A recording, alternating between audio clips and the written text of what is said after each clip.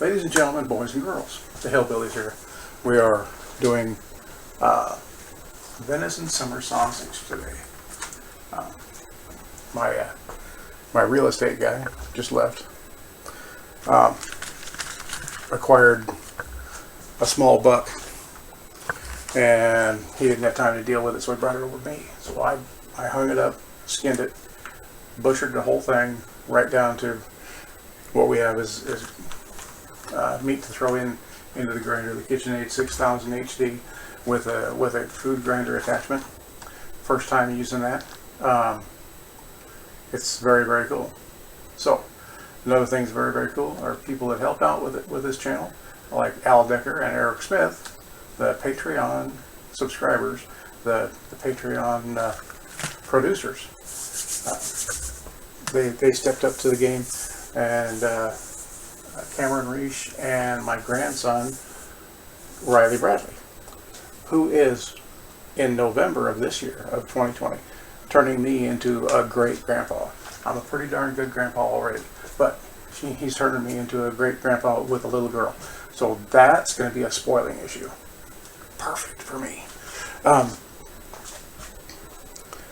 want to thank everybody that's helped me out with this line of hillbilly food porn. You can find me on Facebook, Instagram, YouTube, Twitter at Food Hillbilly. Why they changed that around, I don't know, but they did.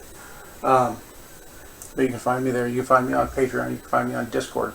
That's Pops 4826, I think it is, on Discord. Sign up on the Patreon page. Become a producer. Become a hillbilly or a prep billy. Bootlegger. Bootlegger or a prep billy. And that all helps a whole lot. Check out my merchandise line. Cool t-shirts. I got a mask here too. Check this out.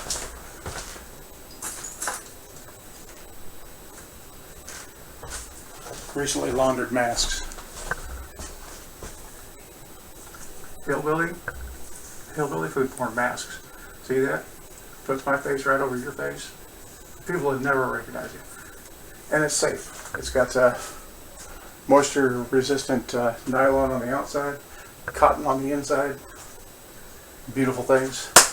I make no money on those ones, so buy them up, do whatever you need. There's another thing, Santiam Canyon where I live burned up recently. Just huge fires destroyed entire cities. Cities, towns, townships, and neighborhoods, to the tune of a whole bunch of thousands of acres of burnt lands. Starting, today's October 3rd. Starting today, all merchandise, all proceeds from all merchandise sales through my Teespring account is going to go to helping out the Santiam Canyon, rebuilding the canyon. You can go on Facebook to the Santiam Canyon, rebuild the canyon, Santiam fires. There's a lot of them. This is in Oregon. No matter where you're at, if you buy the merchandise, any profit that I might get from that is going to go straight to rebuilding the canyon, rebuilding these cities, rebuilding these towns, rebuilding these neighborhoods, and helping these people out. People who are on this channel, who know Savage the Boss. Savage the Boss is one of the ones that got evacuated. We got evacuated too. He took it pretty hard. He lost a whole bunch of stuff in the fires. We help him out as much as we can. He helps other people out as much as he can. We have a theory: give till it hurts, and the pain relievers are on the way. So go to my link is in the description of all these videos. Go to my Teespring page. We got t-shirts and tank tops and hoodies and three different designs of t-shirts. The hoodies are cool. Tank tops are cool. They're leggings for the ladies. I've got shopping bags and coffee mugs. I'm going to get on there and design some more stuff. If you have any ideas that you'd like to see on the merchandise page, let me know. I'm trying to come up with a new design. I really want to get that chicken just pooped on my fake grass shirt made. Because the Hillbilly and I had a chicken poop on my fake grass. I want to get that handled. I want to get that logo up. I want to get that t-shirt made. T-shirt, hoodie, tank top, whatever, bath towel, beach towel. I want to do lots of stuff. I'm working on a neck gaiter. I've got these masks already on the website. Go check it out. Buy all you can. Give them as gifts. It makes a great gag gift, if nothing else. So go check out the merchandise page. All proceeds from here until the end of January are going to go straight to rebuild the canyon. So thank you very much for watching. Thank you very much for getting involved and being involved. We're going to get on this this summer sausage making ordeal, and I've got 2 pounds of lean ground beef, super lean, 93% lean ground beef. I'm going to throw in there for the fat to be added to the venison, so it's not too dry in the summer sausage. Got to have a binder in there of some sorts. So it's going to be garlic flavored, a little bit of garlic flavor. I'm not adding Famous Dave's to it, so it's going to be a good thing. I think I'm going to turn them into a 2 pound, right around 2 pound loaves of these things, and we'll see where it goes. We'll see how good it turns out. We'll have a live stream tasting with some friends and guest chefs and guest billies and all the people you never wanted to know on this channel of Hillbilly Food Porn.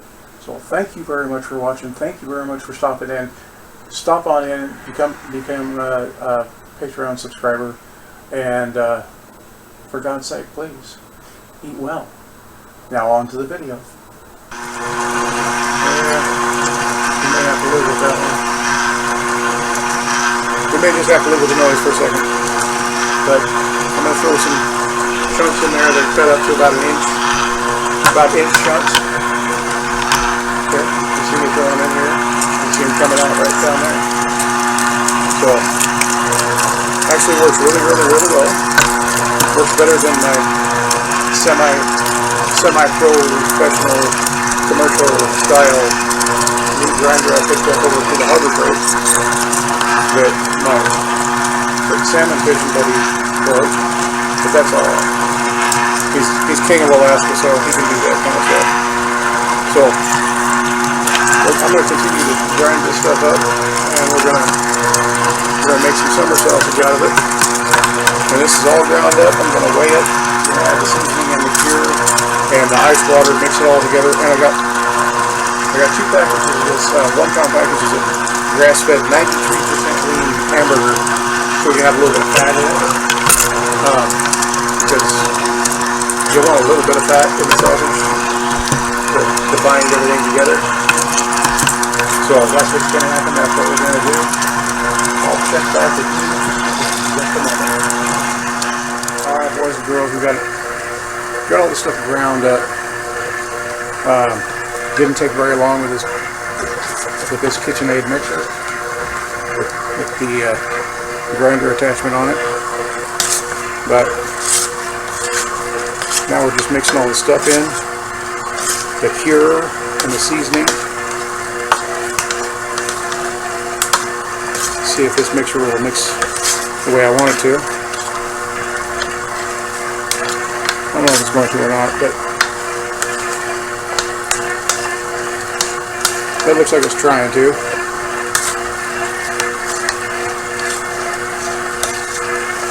Oh, we'll find out. We'll find out. How's that sound? I hope this is this microphone the one that, yeah, it is.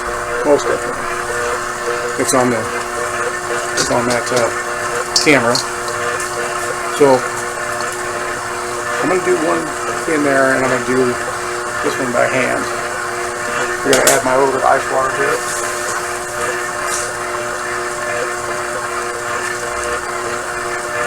2¼ ounces. About a shot and a half. About a shot and a half. So, just on the counter, I'm going to put these gloves on here. I'm going to dry my hands really well. Dry my hands really well before I put gloves on. So, while that's mixing up, I'm going to mix this one up by hand. I'll come off the side here a little bit more. Yeah, it looks like I got to pay a little bit of attention to this while it's doing its thing here.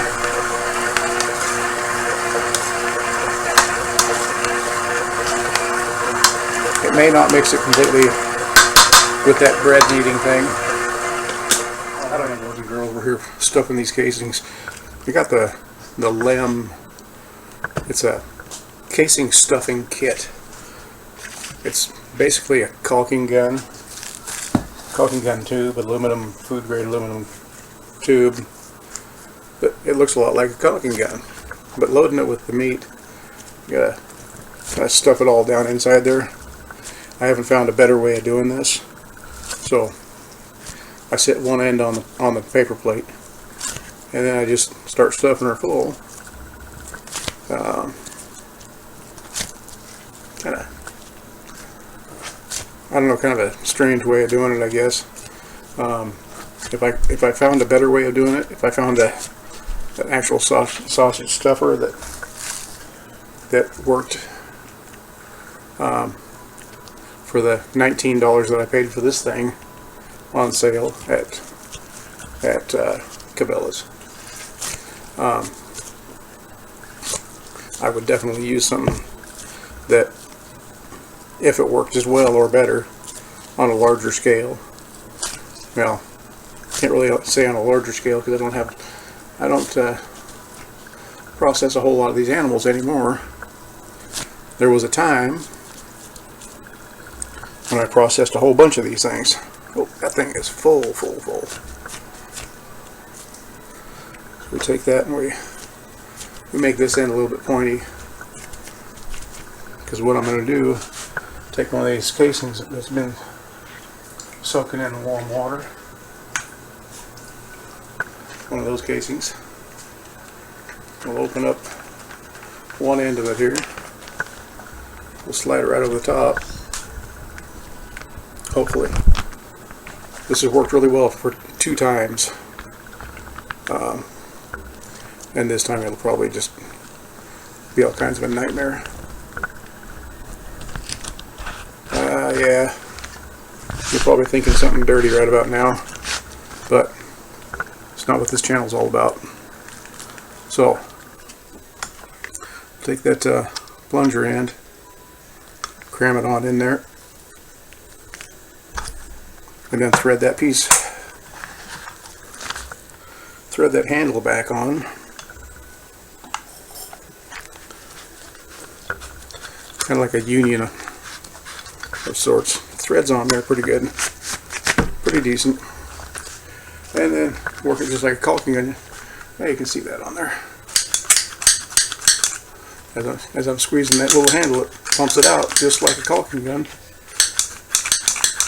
We want to make sure we have all the air out of it, so I'm holding it pretty tight as it presses down again there. And we got a pound and a half or so of sausage in there. I got 3 of them laid out here. You can see those. 3 of them laid out there, a pound and a half or so per. And we just take her apart, refill it, and do it again. I'm going to continue to do that until I run out of this meat. I'm about halfway there. I may fill those up a little bit more, I may not. Not sure exactly. But, you know, when I'm dealing with game meat, I treat it like something precious, because it is. It really, really is. The good Lord put us here on this planet as stewards over the animals. He put the animals on this planet to sustain us. So game management is very, very serious to me.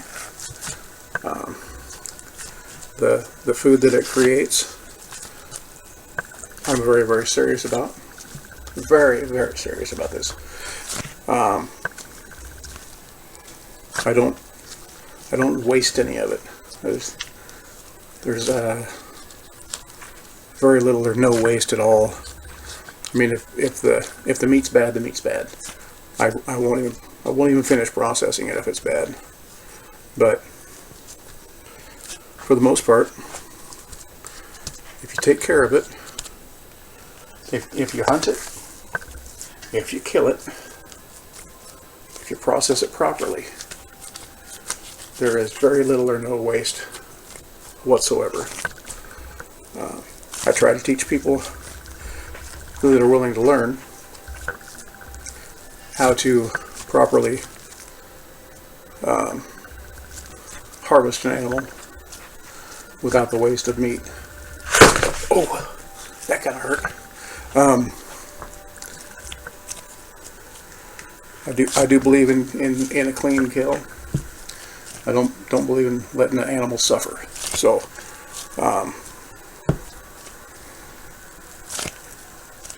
accuracy, marksmanship is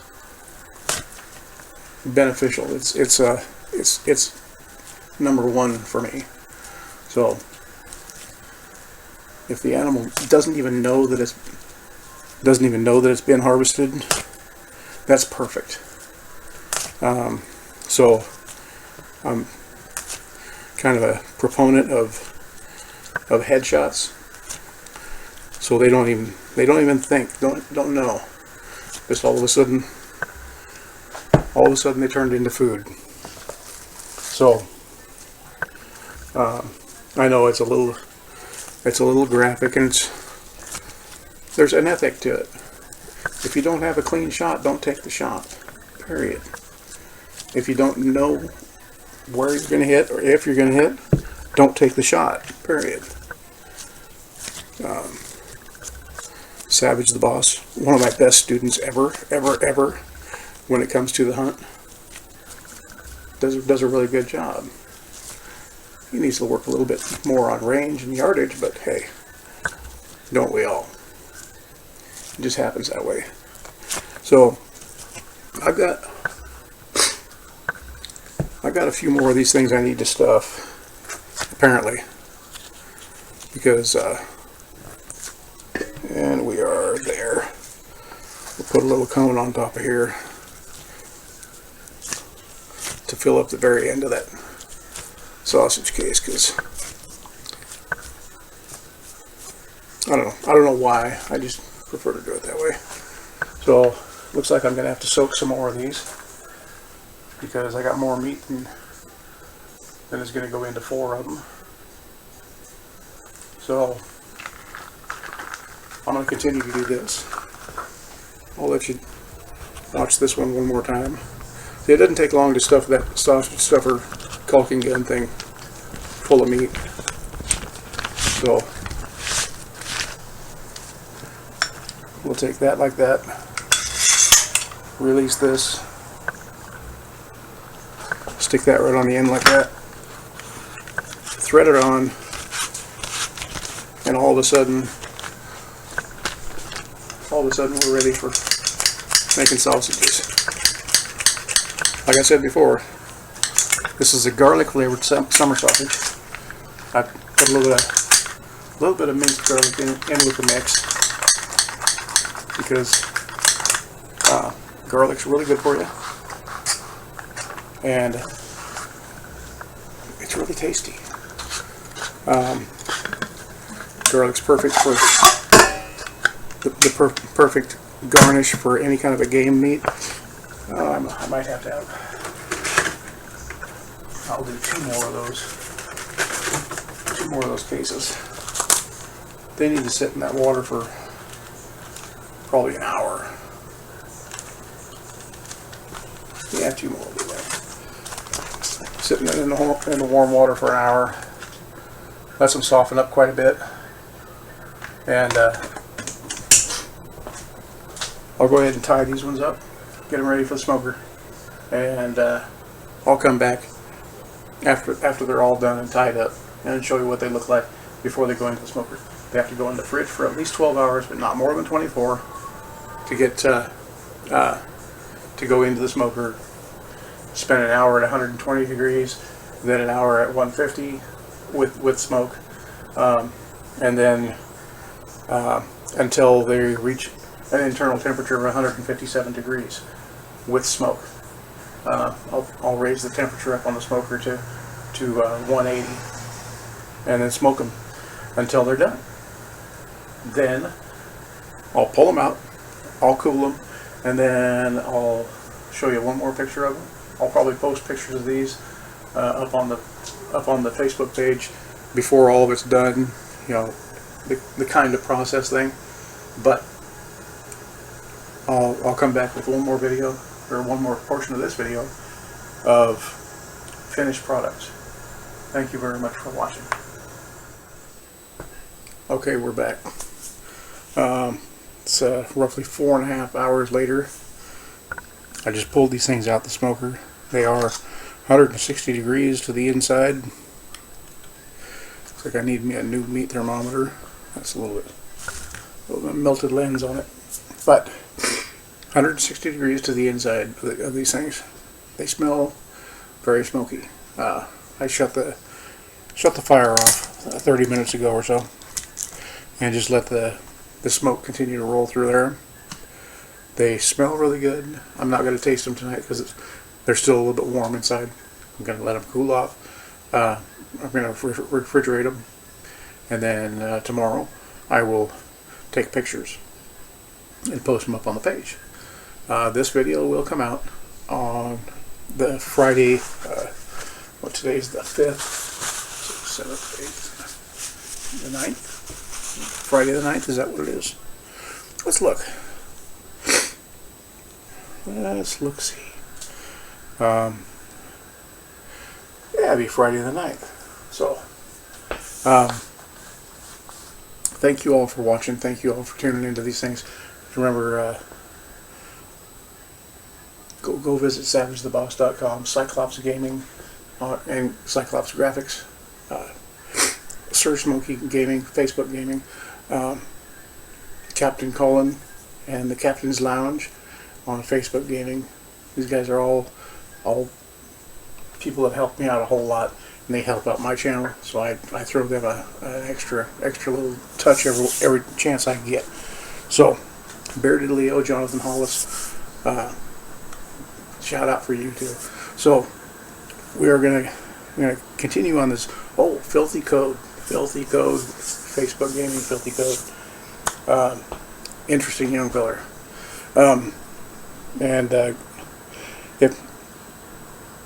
if you ever have the chance to do the stuff that I do, please try it. It is amazingly fun. It's quite a bit of work, but the fun really makes up for it. So I'll post some pictures of this stuff sliced up tomorrow, but the video is coming out Friday the 9th at 9 a.m. on YouTube and Facebook. So stay tuned. Have a good time. God bless every one of you. And for God's sake, please eat well.